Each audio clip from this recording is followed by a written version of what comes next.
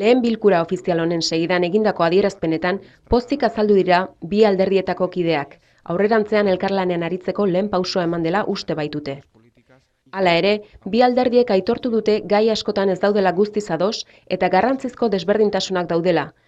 Lehen bilera hau galderak egiteko aukera izan omen da. EAJaren aldetik, Andoni Ortuzarrek esan du, azken urteetan bi alderdiek estrategia antagonikoak izan dituztela, eta elkarlanerako nahitaezkotzat eman du zenbait gairi buruz sortu duen jarrera zehaztea. Esate baterako zein da sortuk espetxe politikaz egiten duen analizia, edo ze urratz itxaron ditzakegu presoen aldetik lege markoen aukeretara hurbiltzeko aleginetan, edo ze urratz itxaron ditzakegu iraganean berrikusketa kritikoaren inguruan. EAJ beti elkarrizketaren aldea agertu dela azpimarratu nahi izan du Ortuzarrek, eta gaineratu du normalizazio prozesuaren barnean, bi alderdiak Euskal Herritarren ordezkari politiko diren aldetik, euren betebeharra dela elkarlanean aritzea zenbait gaietan oinarriak adostu ahal izateko.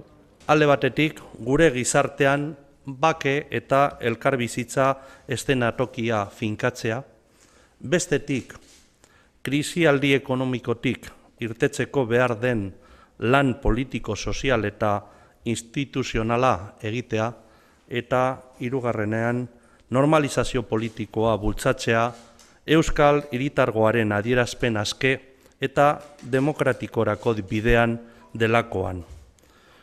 Sortuko ordezkari den Asier Arraizek azaldu duenez, itxaronaldi luzea izan da beste alderdi politiko batetako ordezkariak etxean hartu ahal izan baino lehen, baina normalizazioaren hasieraren seinale dela esan du eta esker ona adierazi dio EAJari.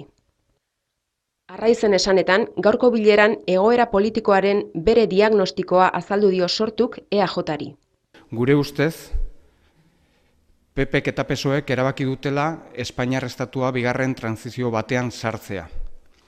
Eta gure ustez, trantsizio hori egin nahi dutela aurreko trantsizioaren oinarriaren gainean. Hau da, Euskal Herria nazio gisa aitortu gabe eta alde horretatik dagozkigun nazio eskubideak ere kontuan hartu gabe. Estatu gabeko nazioen egoera larritzat jo du Arraizek eta salatu egin du bai Kataluniari eta bai Euskal Herriari erabakitzeko eskubidea ukatzen zaiola. Jarrera horren aurrean, behar beharrezkoa da tinko aritzea Arraizen esanetan, herriak ez lukelako ulertuko Espainiaren aurrean elkarlanean ez aritzea. Hartu emanen lehen aurrera pausu bat eman da bilera honekin. Akordio zehatzagoren bila, harremanetan jarraituko dutela adierazi dute bi alderdietako ordezkariek.